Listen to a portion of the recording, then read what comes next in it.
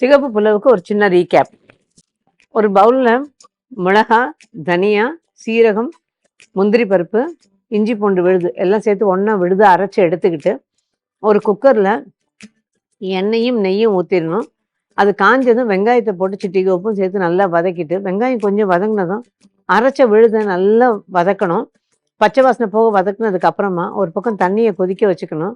இந்த நல்ல பச்சை வாசனை போனதுக்கு அப்புறமா அதை அரைச்ச தக்காளி விழுதியும் சேர்த்து தேவையான உப்பையும் சேர்த்து அது நல்லா கொதிச்சதும் கொதிச்சுட்டு இருக்க தண்ணி தூக்கி ஊற்றி அதுக்கப்புறம் ஊற வச்சிருக்க அரிசியும் அதோடு சேர்த்து தேவையான உப்பையும் சேர்த்து நல்லா கிளறிட்டு எலுமிச்சம்பழச்சாறை ஊற்றணும்.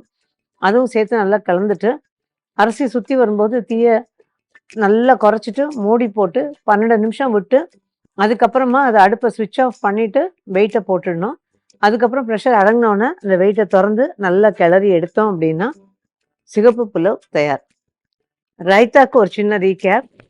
இதுக்கு ஒரு பவுலில் நறுக்கி வச்சிருக்கிற வெங்காயம், தக்காளி, பச்சை மிளகா, புதினா, கொத்தமல்லி இது எல்லாத்தையும் சேர்த்து சிட்டிகை உப்பையும் சேர்த்து நல்லா கலந்து அழுத்தி வச்சிடணும். ஒரு 2 நிமிஷம் கழித்து நல்லா புழிஞ்சு எடுத்துட்டு தயிரை நல்லா கலக்கி அதோடு சேர்த்து கலந்து எடுத்துட்டோம் அப்படின்னா ரைத்தா தயார்.